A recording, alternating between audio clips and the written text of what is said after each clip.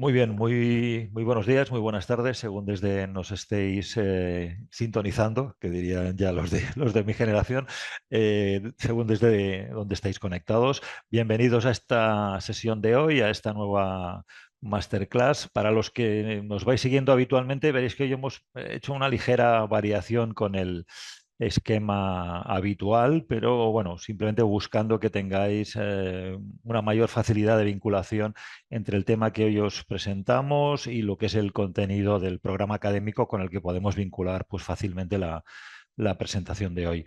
Como veis ahí en la pantalla, nos acompaña por un lado, pues Javier Cardeñas, perdón, que es ingeniero industrial, es exalumno del máster en instalaciones y ahora mismo pues, está al cargo de lo que es el mantenimiento del Ayuntamiento de Alcalá de Henares. Para los que no conozcan la situación del municipio, digamos que está relativamente cerca de la capital de Madrid, para que lo tengáis ubicado. Realmente es una población importante.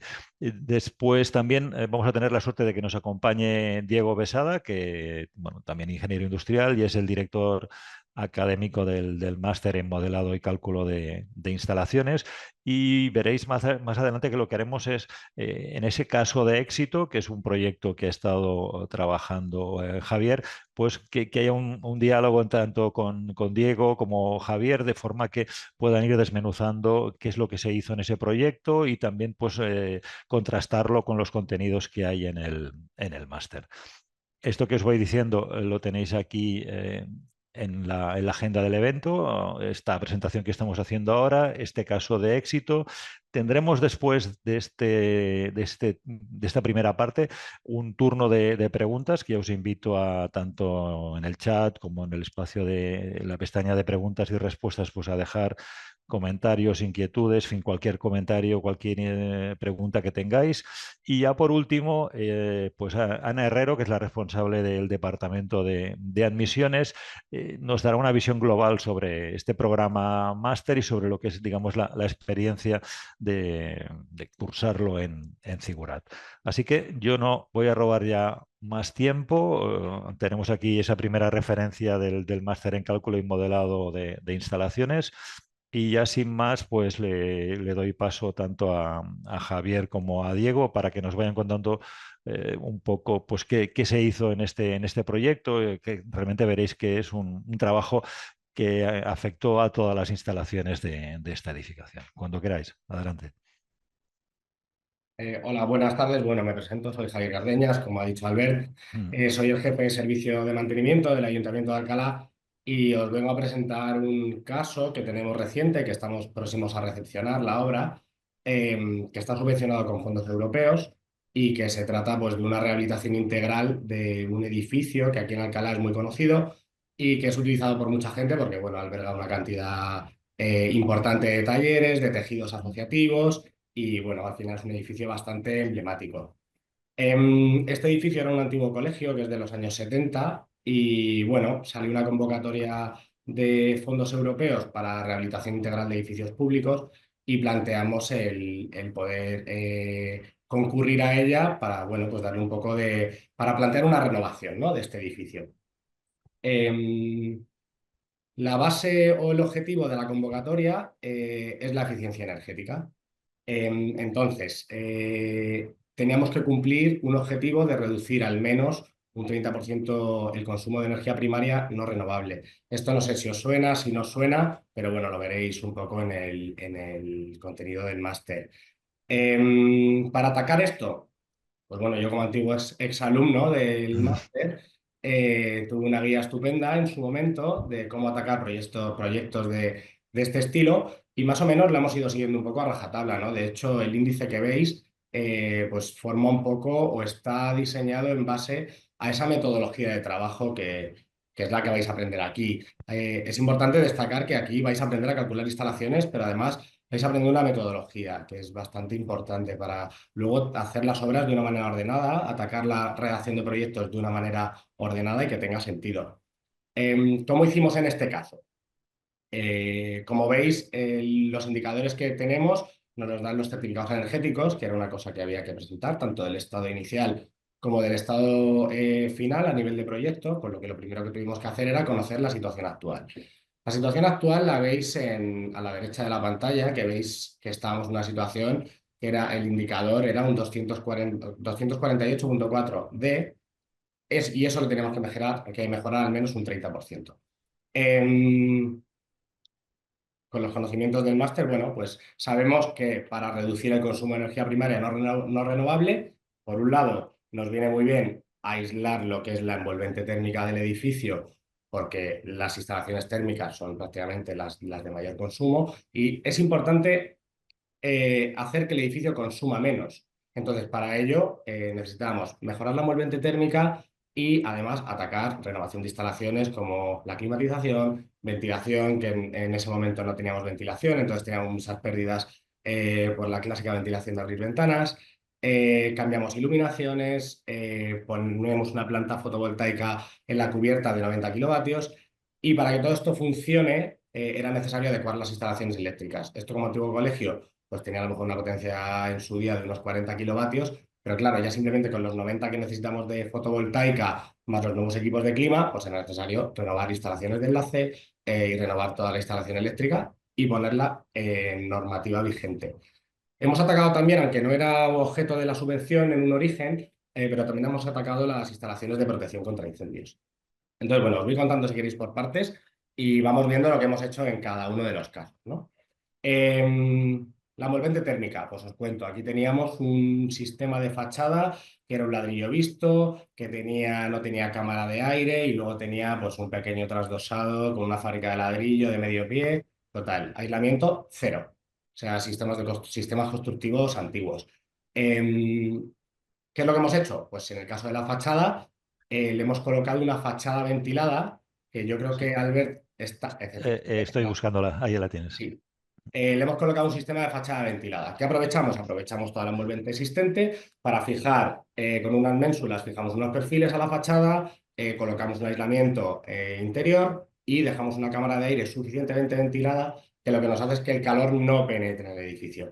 Nos explicará Diego en las clases cómo se transmite el calor, que es importante, y con este sistema, bueno, que es de lo más eficiente que hay ahora, pues conseguimos que el calor no entre en el edificio y al contrario, o sea, que el calor que generamos en invierno en el interior del edificio con las instalaciones mecánicas no salga fuera o no se escape. No podíamos acometer las instalaciones de fachada sin renovar las carpinterías, es decir, teníamos que cambiar ventanas y puertas. Tenemos unas ventanas antiquísimas de los años 70 con una transmitancia muy alta y necesitábamos colocar unos sistemas de menor emisividad. ¿Qué hemos colocado? Pues hemos colocado carpinterías de PVC, que son estupendas, y hemos colocado vidrios de baja emisividad para bueno, intentar controlar tanto que el calor de fuera no entre como que no perdamos calor o refrigeración que tengamos en el interior del edificio. Otro elemento importante es la cubierta. La cubierta tenemos una cubierta plana, transitable a efectos de mantenimiento, que además es donde ubicamos el huerto solar, que ahí veis una foto por abajo de un huerto solar estándar, que no es el que finalmente se ha colocado aquí, o sea, no es esa la instalación pero es muy parecida, ¿no?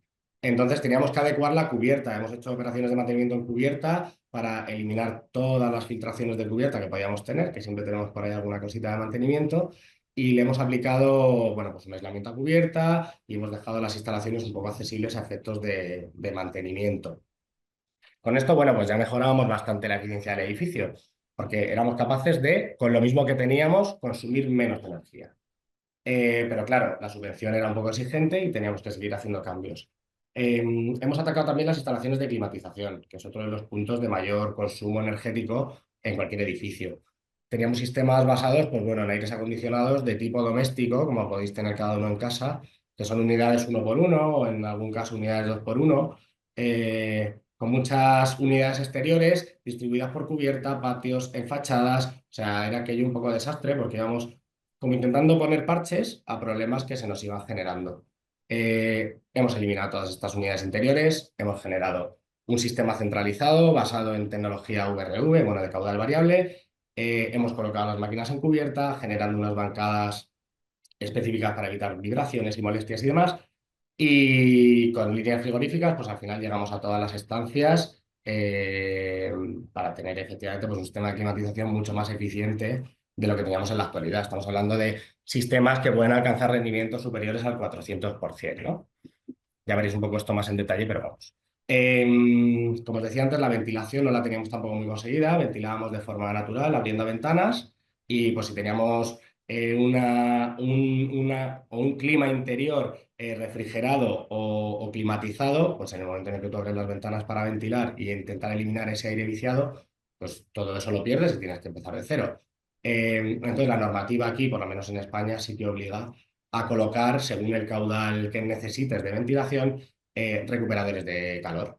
Lo veréis también en el contenido del máster, y os enseñarán cómo calcular estas instalaciones, cómo evaluar por dónde es mejor discurrir estos elementos y demás. En nuestro caso, los recuperadores de calor los hemos colocado en cubierta, y desde la cubierta accedemos a cada una de las estancias, siendo lo menos intrusivos posibles, porque claro, todas estas instalaciones tienen que convivir con el edificio. Antes no existían, son instalaciones, en el caso de las ventilaciones, son instalaciones, bueno, pues que requieren que lleves conductos por todo el edificio, y hemos aprovechado falsos techos. En algunos casos, ahora que parece que está un poco más de moda, hemos dejado conductos vistos, un poco decorados y demás, y bueno, pues alcanzamos esos estándares de ventilación y de climatización que además, si tú eres capaz de renovar ese aire con recuperadores de calor, pues vas a conseguir que las exigencias de climatización también se vean reducidas.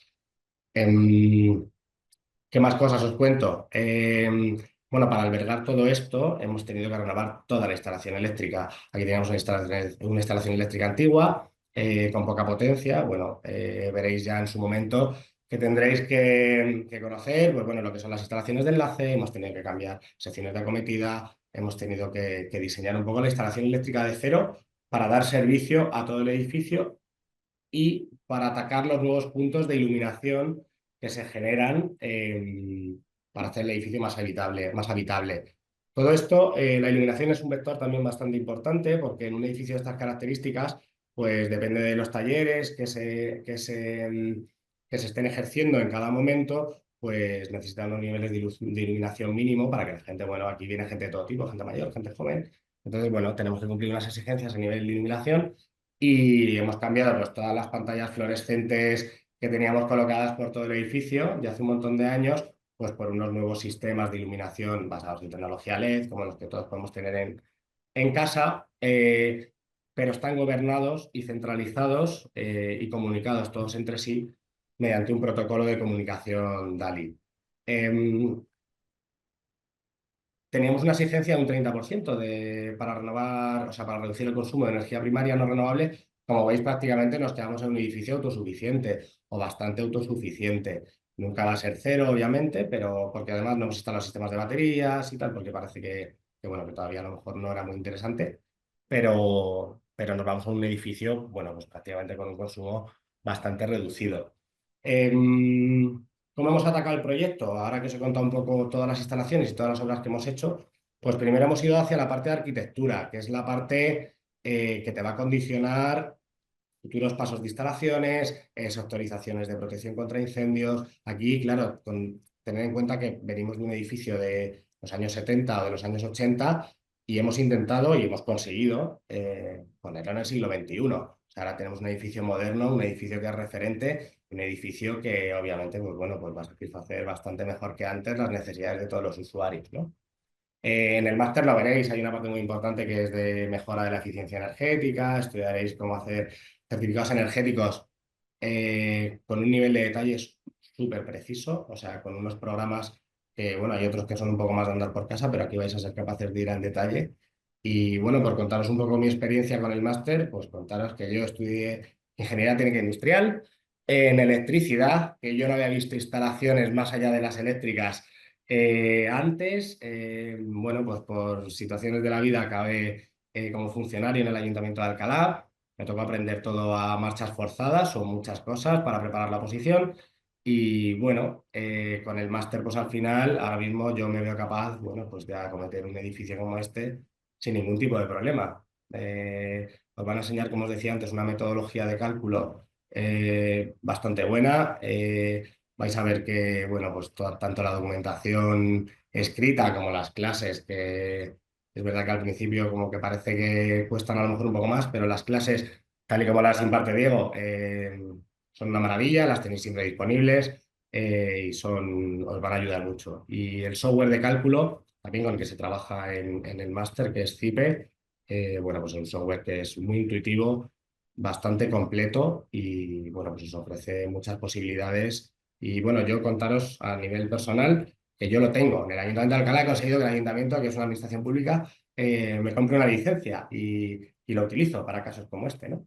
Entonces, bueno, y sobre todo, pues os pondrán también un poco, también en el siglo XXI, a nivel de metodología de trabajo. Vais a estudiar una metodología basada en BIM, que, bueno, pues es la forma de trabajar ahora en muchos casos.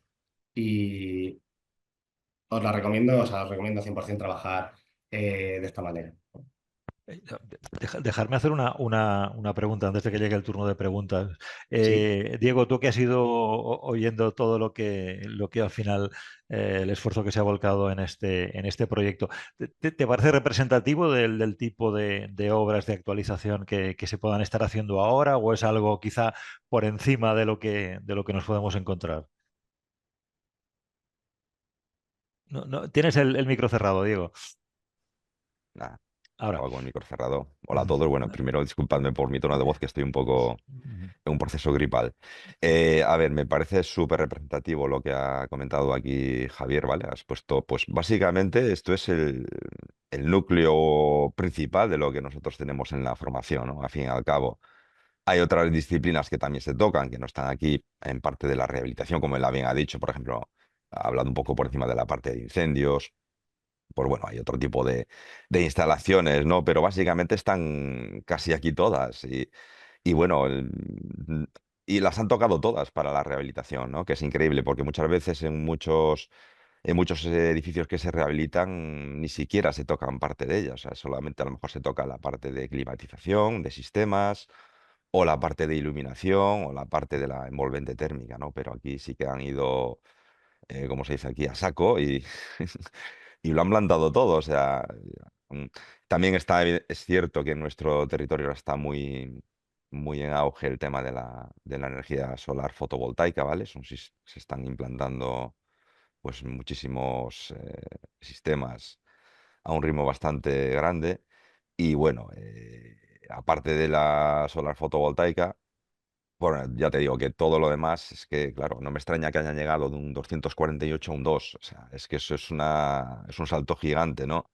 Tienes que tocarlo prácticamente todo. Si quieres tener un edificio prácticamente autosuficiente, al final tienes que buscar pues la fórmula de poder acometer todos los frentes, ¿no? Y aquí, bueno, a- aparte del aislamiento, que han ido a un sistema de fachada ventilada que tiene no solo el aislamiento en sí, tiene las bondades de la propia ventilación de la fachada, ¿no? Sobre todo para la parte de refrigeración. Y lo que ha hablado él también, el tema de la recuperación de calor de ventilación, que se va, pues mucho de las pérdidas energéticas que se producen en los edificios son precisamente por la ventilación, por los caudales que hay que ventilar hoy en día, ¿no? Y sobre todo que se lo digan a aquellos edificios, sobre todo cuando hemos pasado el COVID y, joder, era un poco, perdona que haya hablado así, pero muchos usos y muchos edificios y muchos locales no estaban preparados para ventilarse de forma mecánica, ¿vale? Que parece mentira, pero muchos no los tenían. Y claro, pues se requería una ventilación mecánica, ¿no? Y si tienes que mover los caudales que hay que mover, que te exige un poco la norma, pues al final, pues esto te conlleva pues, a tener que instalar sistemas eficientes y no pierdes muchísima energía. Y nada, yo creo que un poco más que añadir. Es decir, se han ido a sistemas súper eficientes como VRF, recuperación de calor, renovación de toda la iluminación, que es un gasto energético muy importante, sobre todo en edificios que tienen muchas horas de funcionamiento al día y sobre todo donde hay talleres, donde pues bueno, tienes que tener incluso pues la iluminación durante todo el día para ejercer esas actividades. Pues bueno, no lo sé, lo dirá Javier, que no lo desconozco, pero me Sí, imagino que se han colocado sistemas DALI, pues sistemas de aprovechamiento de la luz natural, me imagino. sí, sí, sí, claro. Sí, sí, sí. O sea que al final, pues bueno, todo muy completo. Y poco más. Pues si te contesto después de plantear todo este rollo, Albert, te digo que sí, es muy representativo.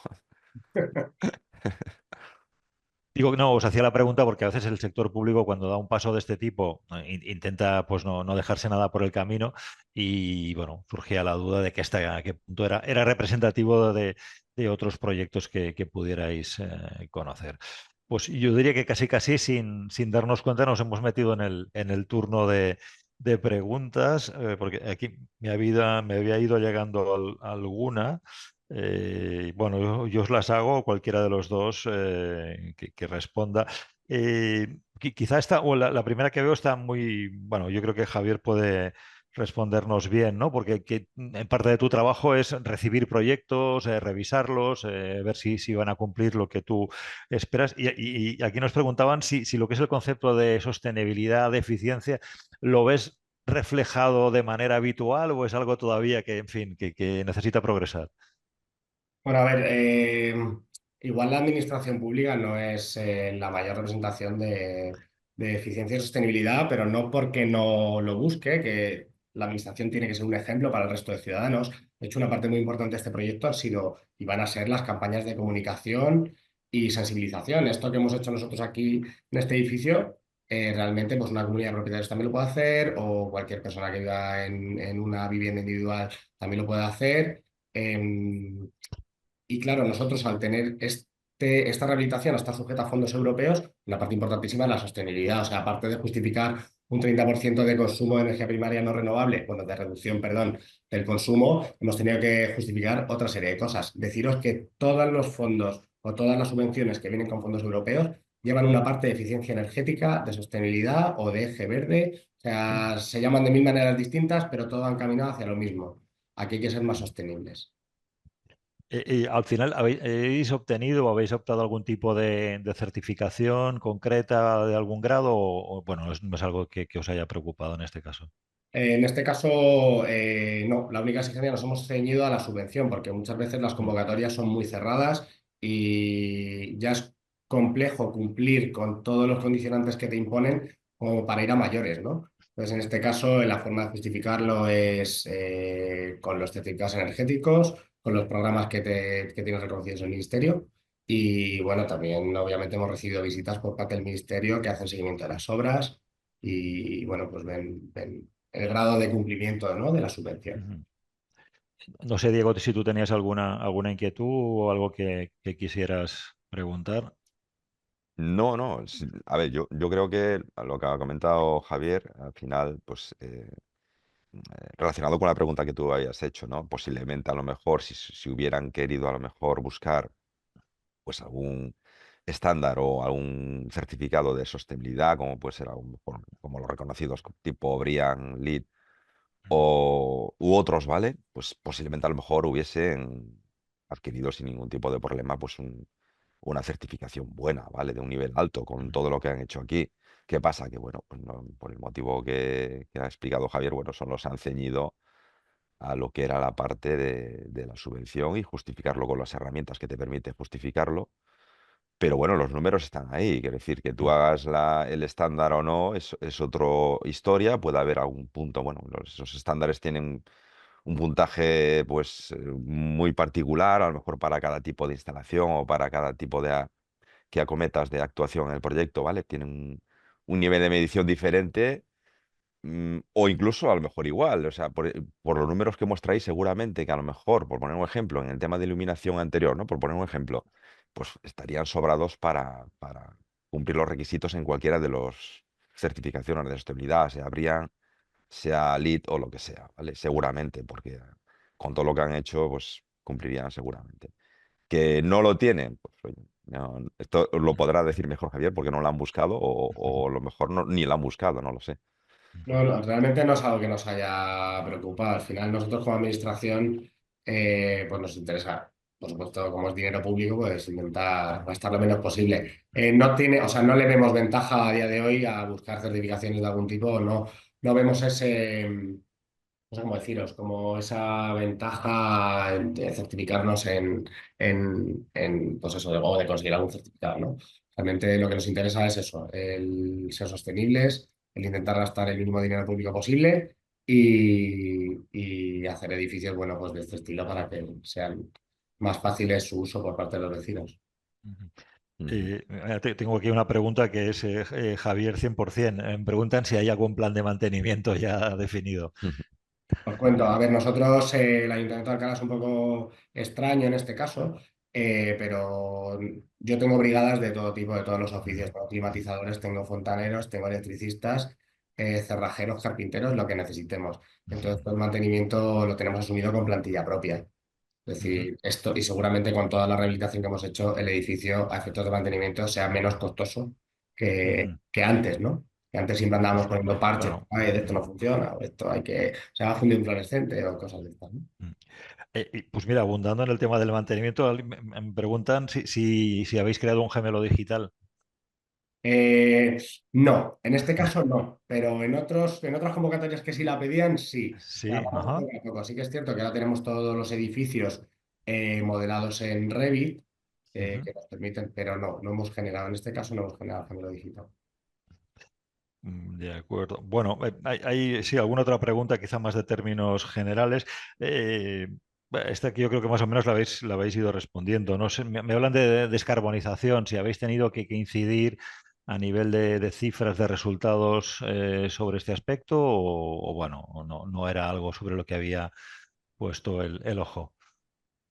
Como decía, pues el ojo estaba puesto realmente en el consumo de energía primaria no renovable. Ujú. Esto va muy relacionado con la emisión de Sí, toneladas de con los equipos CO2. que ya hubiera. Ujú. Eso es, esto va súper relacionado. Entonces, al final, en este caso, hay otras subvenciones que te exigen que cumplas o que justifiques el cumplimiento de varios indicadores, que Ujú. puede ser a lo mejor las emisiones de CO2 que te ahorras o de otro tipo, ¿no? Pero en este caso simplemente se ceñían en el consumo de energía primaria no renovable, que al final va de la mano con el ahorro de emisiones de Ujú. CO2 o de gases de efecto invernadero y demás.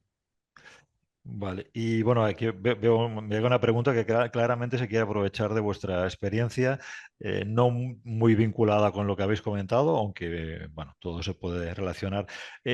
Nos preguntan si conocéis softwares de marcas comerciales que sean especialmente recomendables. Yo lo que trabajo es con Lo Cipe, traslado he así. aprendido, o sea, no es por... Lo he aprendido y a mí me funciona. Creo que es bastante útil para un proyecto como este estilo y más, yo creo que la parte que veréis en el máster, ya no de la solución de Cipe CADMEP, que también es súper útil y súper compacta, pero el ir abordando distintos, o sea, la parte de OpenBeam, que es la que a día de hoy parece que como que está más puntera o que es más puntera, tiene una ventaja que a lo mejor otro software no tiene, y es que utiliza o puedes utilizar softwares con bases de datos de equipos comerciales. O sea, tienes marcas, fabricantes que ponen a disposición de esta tecnología todos sus equipos. Entonces tú vas a calcular, pues eso, o sea, tienes software específico, me lo invento, de Daikin o de Mitsubishi o de otras soluciones de otros fabricantes. Entonces ya no es solo CIPE como tal, sino que Ujú, tienes también esa parte que te permite pues estar un poco en el mundillo, ¿no? Que sean cálculos reales y con equipos reales. ujú. Pe- bueno, sí, esta pregunta tiene fácil respuesta, hasta la podría responder yo, que se dice. Nos llega por parte de un asistente. Buenas tardes. Mi pregunta es si puede combinarse como metodología de trabajo CIPE y Revit. Casi casi podríamos decir que lo acabas de responder, pero bueno, no sé si queréis abundar sobre el tema tú mismo, Diego, o, vamos, o Javier, según por completar un poco lo que ya habéis dicho y darle una respuesta a este asistente. Diego, ¿se lo contestas tú? ¿Contesto yo? Me da un poco... Mm, mm. No sé, coméntalo tú, Javier, si no hay ningún Sí, problema. nosotros, Si, bueno, a si ver. después si quieres añado algo. Vale, perfecto. Sí, se entienden perfectamente. O sea, Mm. cualquier modelo arquitectónico que tú seas capaz de diseñar en Revit, esto lo tengo menos trabajado, pero yo creo que lo voy a decir bien, Diego. Mm, Puedes mm, exportar el IFC y trabajarlo encima. mm. ¿Lo he dicho Sí, bien? exactamente. Bueno, sí. No, no, es que realmente es así, ¿no? Como se diría, digamos que puedes llevar, llámale exportar, importar, al final puedes llevar el IFC de Revit al final el formato de interoperabilidad abierto es el IFC y que es el con el que trabajan los programas de CIPE, ¿no? Con lo cual, de hecho, puedes llevar el IFC de Revit a CIPE y después te puedes pasar la información de CIPE a Revit, ¿vale? Si eso es lo que quieres llevarte, por ejemplo, el modelo arquitectónico de Revit a Cipe para después completar las instalaciones y después llevarte las instalaciones de Cipe a Revit, puedes hacerlo. De hecho, pues, hay un plugin específico, en este caso en particular de Zyper Revit, con lo cual, pues bueno, ese plugin te ahorra lo que es el proceso, te lo hace pues, de forma más o menos automatizada. Esto no quiere decir que no se puedan usar estos programas, por ejemplo, tipo Archicad o lo que sea, cualquier programa de autoría BIM, ¿vale? También te permite a través, ya que Zyper pues apuesta por trabajar a través de su servidor, que es el BIM Server Center, ¿vale? Los proyectos, pues te puedes comunicar de igual manera, un poco como la idea que digo, la que dijo Javier, te puedes llevar un IFC generado en Archicad o cualquier otro programa a través del BIM Server y después ahí continuar con lo que tú necesites hacer en Zyper, ¿vale? Y después devolver la información, claro está. Eso es un poco la idea. Muy bien, pues bueno, vamos cubriendo bastante la agenda a nivel de horarios y no me ha llegado ninguna pregunta más. O sea que, bueno, pues perfectos, vamos según horario y ya- nos queda el siguiente paso que es darle pues entrada a Ana Herrero para que bueno, nos dé esa visión más global sobre lo que es el programa máster y lo que es la experiencia de estudiar en Figurat. Adelante, Ana, cuando quieras. Hola, buenas tardes, buenas noches y buenos días. Soy Ana Herrero y soy team líder en el departamento de admisiones de este máster. Albert, ¿me puedes poner la diapositiva? Eso es. Bueno, el máster se realiza en línea, es totalmente en línea y se desarrolla en un año natural. Comienza en noviembre el contenido académico. Hay un bloque previo antes que es importante realizarlo porque después se desarrolla el máster mucho mejor y terminará en octubre del año que viene. Son 60 créditos y se van a utilizar clases síncronas y asíncronas, con la ventaja de que como está muy orientado al profesional en activo, las síncronas al día siguiente se graban y las podéis ver también, por si acaso no habéis podido asistir. Y es en español, todo el máster, ¿eh?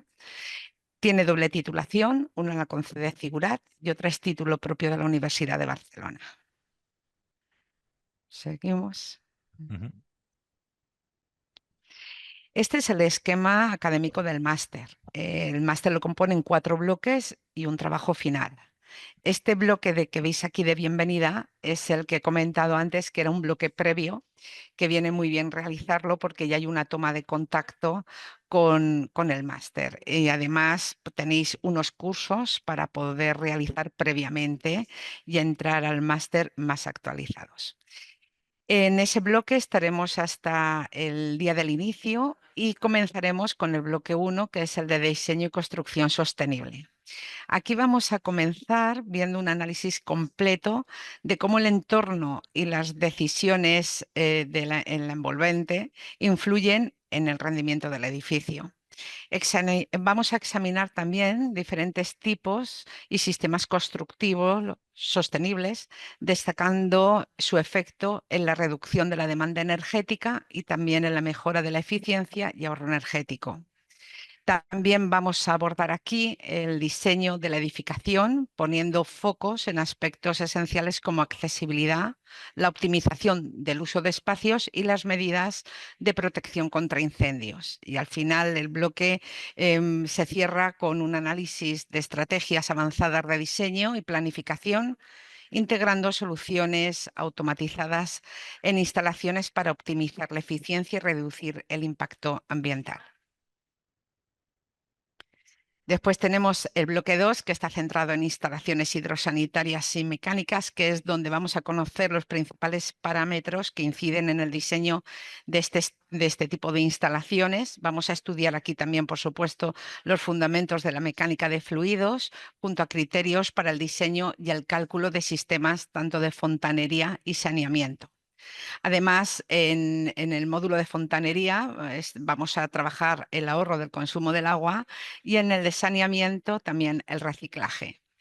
También en este bloque vamos a abordar los principios básicos de las instalaciones de gas en edificaciones, vamos a ver las propiedades de los combustibles más habituales y haremos diseño también y cálculo de depósitos para el almacenamiento. El bloque 3 está centrado en climatización. Vamos a comenzar con una introducción y estudiando también las propiedades del aire. Estudiaremos la calidad del aire interior exigida en distintos espacios de un edificio. Veremos las principales características para el cálculo de las cargas térmicas. Nos vamos a basar en el método ASRAE. Veremos los diferentes sistemas de HVAC para poder escoger en cada proyecto el más adecuado y el más eficiente. Y aquí también tendremos un módulo de energías renovables, ¿eh? Además, aquí también vamos a abordar el diseño y la coordinación de estas instalaciones utilizando herramientas de modelado 3D e interoperabilidad BIM, garantizando pues, una integración efectiva y respetuosa con el medio ambiente.